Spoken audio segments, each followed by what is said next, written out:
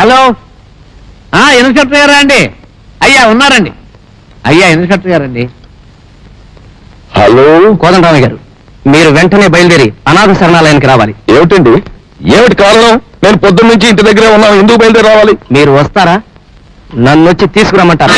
అదే ఎందుకులేండి, నేనే వస్తాను. మీకు ఈ మధ్య ఫోనులో సరసాలు ఎక్కువైపోతున్నాయి, చలి జ్వరాలు ఎక్కువైపోతున్నాయండు. సర్లే కానీ ఈ ఇన్స్పెక్టర్ ఏమిటి నన్ను అనాథ శరణాలయానికి రమ్మంటాడు? నువ్వు కానీ ఏమన్నా రిపోర్ట్ ఇచ్చావేటయా? ఏమండో ఇదిగో, నన్ను అనుమానించారంటే సీతాదేవిని అనుమానించినట్టే. ఏమిటి సార్ అర్జెంట్ గా రమ్మని ఫోన్ చేశారు? ఈ బంగారు నగలు మీవేనా? లక్షలు ఖరీదు చేసే బంగారం మందని చెప్పేయండి. నగలు నావే ఇన్స్పెక్టర్ గారు. ఇచ్చేసేయండి ఇన్స్పెక్టర్ గారు, తీసుకెళ్ళిపోతాం. అదేమిటి కోదండరామయ్య గారు, ఈ బంగారాన్ని అనాథ శరణాలయానికి విరాళం ఇస్తున్నట్టుగా మీరు ఉత్తరం రాశారు. ఉత్తరమా? ఇందులో రాత రామసుబ్బయ్య, బంగారం నాదైనప్పుడు రాత నాది కాకుండా పోతుందా? ఇందులో రాత నాదే, తాళ రాత నాదే. కోదండరామయ్య గారు, మీ బంగారాన్ని మీరు గిఫ్ట్ గా ఇస్తే వద్దనే హక్కు మాకు లేదు. కానీ ఇంత బంగారం మీకు ఎక్కడి నుంచి వచ్చిందో తెలుసుకోవాల్సిన బాధ్యత మాత్రం మాకుంది. అవి మా ఆవిడ నగలు, 7 వారాల నగలు. మీ ఆవిడికి పోయేటప్పుడు పసుపు తాడు తప్ప ఇంకేమీ లేదన్నారు. అబ్బో రామసుబ్బయ్య, ఆ జ్ఞాపకాలతో మళ్ళీ నన్ను బాధ పెట్టకు. ఆయన వేసిన ప్రశ్నకు నాకు సమాధానం కావాలి. చనిపోయే ముందు మా ఆవిడికి బంగారం అంటే అసహ్యం వేసి పసుపు తాడేసుకుంది. సరే, ఆవిడికి అక్కర్లేని బంగారం నాకు మాత్రం ఎందుకు అని చెప్పి అనాథ శరణాలయానికి ఇచ్చేశాను. ఈ అనామక శత్రువు ఎవడో గాని వీడు మన పాలిట క్యాన్సర్ అయిపోయాడయ్యా. వీడు వేలి నుంచి చేతికి, చేతి నుంచి ఛాతీకి వెళ్ళి ఊపిరితిత్తులు తినేస్తున్నాడండి. నోర్మై, అవును మొన్న ఎస్ఐతో నువ్వు పేలిన పేలాపనేమిటి? నా భార్య మెళ్ళలో పసుపు తాడు తప్ప ఇంకేమీ లేదని నా పరువు తీస్తావా? నా కర్మ, నన్ను ఏం చేయమంటారు? మన రాత్రి హరిశ్చంద్రుడు కల్లో కనపడి, ఒరే రామసుబ్బయ్య నువ్వు నుంచి అబద్ధాలు అడగరా అని చెప్పాడండి. మరి ఏం చేయమంటారు? అలాగటయ్యా, రాత్రి నాకు తమాషా జరిగింది. ఏమిటండి అది? మంచి నిద్రలో ఉండగా యమధర్మరాజు వచ్చి కోదండరామయ్య ఆ రామసుబ్బయ్య ప్రాణాలు స్వయంగా నీ చేతిలో వచ్చి అన్నాడు. సరేనని మాట ఇచ్చేసాను. మాట నిలబెట్టుకోమంటావా? వద్దు బాబోయ్, వద్దు బాబోయ్, ఇక్కడ నుంచి మీ గురించి అబద్ధాలు ఆడతాను బాబోయ్. సరే ఊరుకో, నేను చెప్పే మాట అయ్యా. అస్తమాను నువ్వు మీకేదో ఫ్లాష్ బ్యాక్ ఉంది అనేవాడు చూడు, అది కాదు నిజం. మనం ఇంత జాగ్రత్తగా ఉంటున్న ఆ శత్రువుగాడు ఎప్పటికప్పుడు మన మీద దెబ్బ కొట్టగలుగుతున్నాడు అంటే వాడు గొప్ప ప్రతిభావంతుడైనా అయి ఉండాలి, లేదా మన స్వజనంలోనే ఎవడో వాడుతో చేతులు కలిపి నా మీద కుట్ర పన్నుతూ ఉండాలి.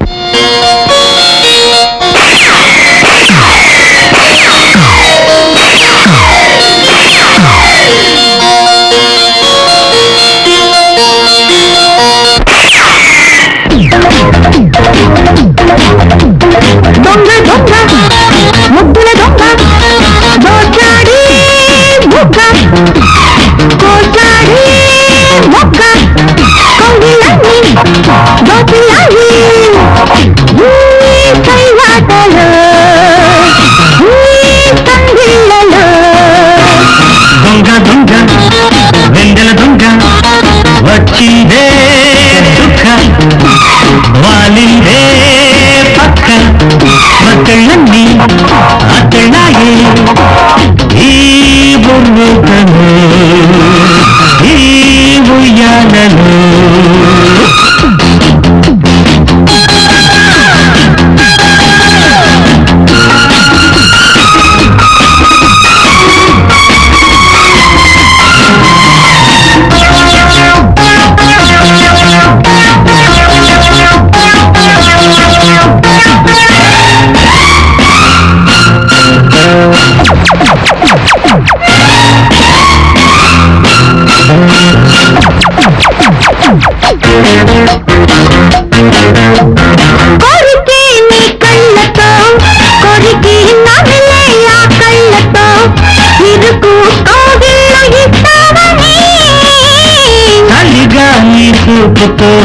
కలినే నలిపే నీ భూపుతో ఊడికే నీ బొళ్ళు ఇస్తావని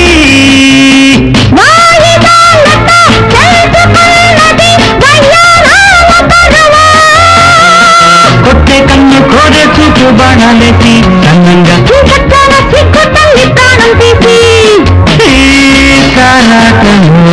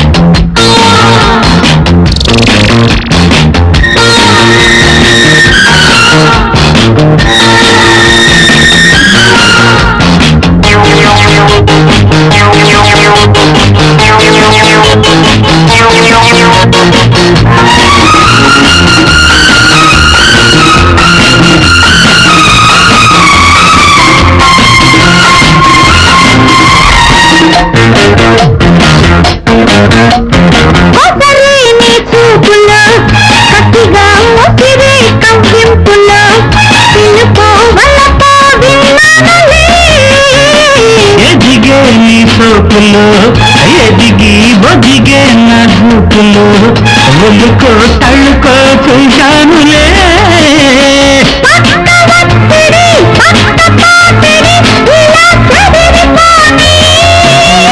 నచ్చేదిస్తే ఇచ్చేదిస్తా సాయంకాలం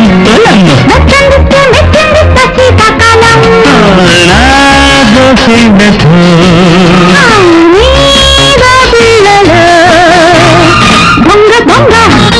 ముద్దుల దొంగ దోచాడే బుగ్గ కోసాడే మొగ్గ మక్కళ్ళన్నీ అక్కళ్ళాయే ఈ బుర్రుతలో ఈ ఉయ్యాలలో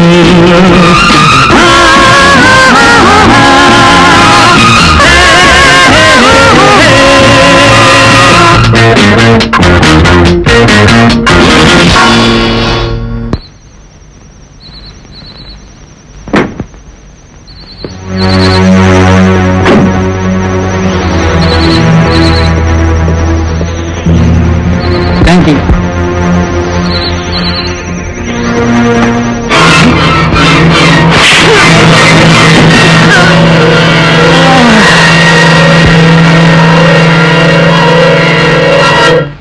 ఆంజనేయులు వాదంటావా నువ్వా? కబురు పెడితే నేనే వచ్చాను కదా. కబుర్లు చేసి కార్యక్రమాలు నడిపించడానికి ఇది ఏమైనా శుభకార్యమటయ్యా? నల్ల డబ్బు, అందులోనూ ప్రభుత్వాన్ని పడగొట్టడానికి ఉపయోగించేది. రాజకీయాల్లో తెగింపు ఉండాలి కానీ భయం ఉండకూడదయా. మొత్తం మీద మన దగ్గర 60 లక్షలు క్యాష్ ఉందన్నమాట. గట్టిగా అనకయ్యా, ఇన్కమ్ ట్యాక్స్ వాళ్ళు వింటే ఈ సొమ్ము తీసుకెళ్లి ప్రభుత్వ ఖజానాలో పనికిరాని ఎరువుగా మారేస్తారు. మరి నేను వస్తాను. ఉండవయ్యా, కాఫీ గట్రా పుచ్చుకోకుండా. ఏమీ అక్కర్లేదు, తాగొచ్చాను. Hello, ITO Vishwanath speaking. మీరిప్పుడు వెంటనే వెళ్లి ప్రముఖ రాజకీయవేత్త ఆంజనేయులు ఆఫీసును చెక్ చేస్తే మీకు 60 లక్షల క్యాష్ దొరుకుతుంది. పాపిస్ట్ సొమ్ము. హలో హలో హలో,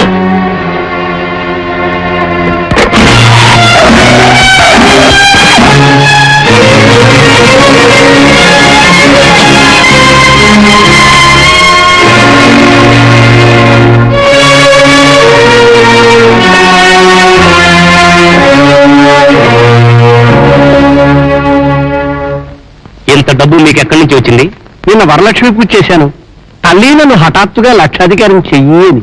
తెల్లారేసరికి లక్ష్మీదేవి సూట్ కేసుల్లోకి వచ్చి కూర్చుంది. జోకులు ఇస్తున్నారా? నా సర్వస్వాన్ని మీరు దోచుకుపోతూ ఉంటే జోకులు ఎక్కడి నుంచి వస్తాయండి బాబు? వాస్తవమే చెప్తున్నాను. ఆల్ రైట్, అదే వాస్తవాన్ని రేపు కోర్టులో చెప్పి కటకటాల మధ్య కూర్చొని విడుదలవ్వడానికి విష్ణుమూర్తికి పూజ చేసుకుందరు కానీ. ఆగండి, మీ పేరు? ఆర్ విశ్వనాథ్. పరమశివుడి పేరు అన్నమాట. బయటికి ఆగ్రహం ఉన్నా లోపల భోళతనం ఉండుంటుంది. What you mean? సింపుల్. మీరు నా తాలూకు డబ్బు 60 లక్షలు తీసుకెళ్లి ప్రభుత్వ పరం చేయబోతున్నారు. ఆ డబ్బు ఏమవుతుంది? నాగార్జున సాగర్ ప్రాజెక్ట్ అభివృద్ధికి ఉపయోగపడుతుందా? పేదవాళ్ల కడుపు మంట తీరుస్తుంది? లేదు, మంత్రుల జేబుల్లోకో ఉప మంత్రుల చేతుల్లోకో పోతుంది. అంచేత నా మాట విని అందులో మీకు ఎంత డబ్బు కావాలో అంత డబ్బు తీసుకుని ఆంజనేయులు అమాయకుడు, అతని దగ్గర నయా పైస కూడా లేదు అని మీ రిపోర్ట్లో రాయండి. మీరు చాలా తెలివిగలవారు, అది నాకు తెలుసు. కొందరు ఒళ్ళు నమ్ముకుని బతుకుతారు, నేను తెలివి నమ్ముకుని బతుకుతాను. కానీ నేను ధర్మాన్ని నమ్ముకుని బ్రతుకుతాను. న్యాయ విచారణకు సిద్ధంగా ఉండండి. Welcome inspector. మాలతికి ఎలా ఉంది? మనసు గాయపడింది, మనిషికేం కాలేదు. నువ్వెవరు? నా వివరాలకు ఇక్కడ విలువ లేదు ఇన్స్పెక్టర్. తప్పు చేసిన వాడిని స్టేషన్ పిలిచి నిలబెట్టవలసిన మీరే ఈ రోజు తప్పు చేసి మా ముందు తల వంచుకునే పరిస్థితి ఎందుకు తెచ్చుకున్నారో మీరే